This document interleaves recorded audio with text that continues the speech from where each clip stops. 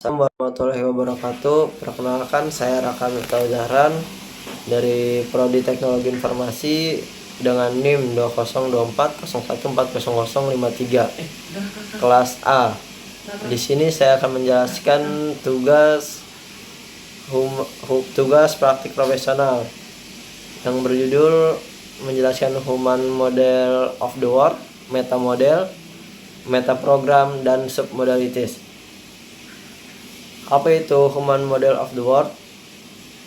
Human Model of the World merujuk pada cara individu memahami dan memaknai dunia di sekitar mereka. Setiap orang memiliki model mental yang unik berdasarkan pengalaman, keyakinan, nilai, dan persepsi mereka. Model ini mempengaruhi bagaimana seseorang berinteraksi dengan lingkungan, membuat keputusan, dan merespon situasi. Contohnya, bayangkan dua orang yang melihat hujan. Nah, si A, hujan ini menyegarkan, tanaman akan tumbuh subur. Nah, si A ini melihat hujan sebagai hal positif. Kemudian ada si B, hujan ini bikin saya basah dan tidak bisa keluar.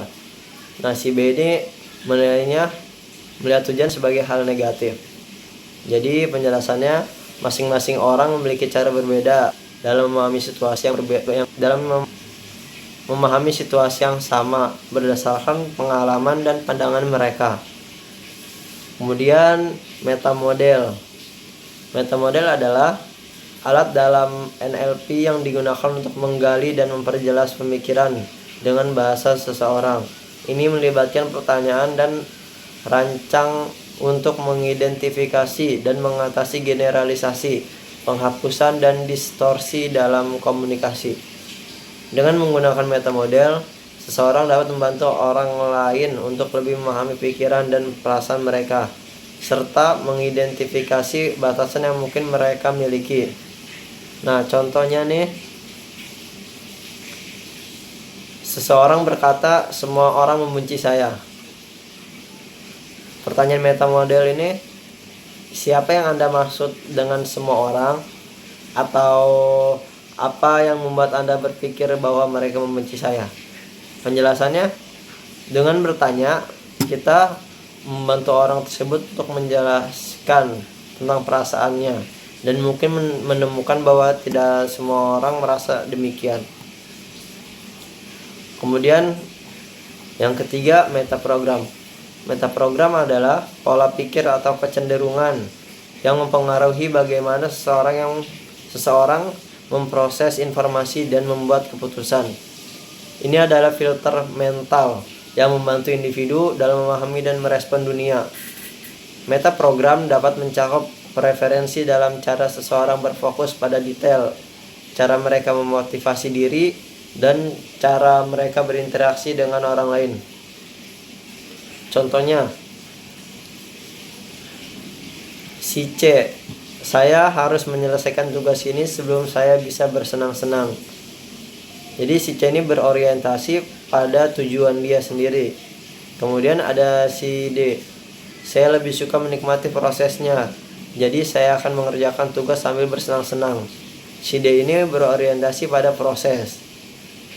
Nah, penjelasannya, si C fokus pada hasil akhir, sementara si D menikmati setiap langkah dalam proses. Kemudian ada submodalities. Submodalities adalah elemen-elemen yang lebih kecil dari pengalaman sensorik yang membentuk persepsi kita dalam NLP. Submodalities merujuk pada cara kita mengatur dan memproses informasi dalam pikiran kita, termasuk bagaimana kita melihat, mendengar, dan merasakan sesuatu. Submodalities dapat mencakup aspek seperti ukuran, warna, kecerahan, volume, dan lokasi dari pengalaman sensorik. Contohnya, seseorang memiliki kenangan buruk tentang jatuh dari sepeda. Kalau submodalities, kenangan itu mungkin terlihat gelap dan kecil dalam pikiran mereka. Nah, perubahannya jika mereka membayangkan kenangan itu menjadi lebih cerah dan lebih besar, perasaan negatif mereka bisa berkurang. Nah, penjelasannya dengan mengubah cara mereka melihat kenangan itu, misal mengubah warna atau ukuran, mereka dapat mengubah perasaan mereka terhadap pengalaman tersebut. Kesimpulannya, keempat konsep ini membantu kita memahami bagaimana orang berpikir dan merasakan. Dengan mengenali perbedaan dalam cara orang melihat dunia, kita bisa lebih baik dalam berkomunikasi dan membantu mereka mengatasi masalah atau perasaan negatif. Cukup sekian video dari saya. Wassalamualaikum warahmatullahi wabarakatuh.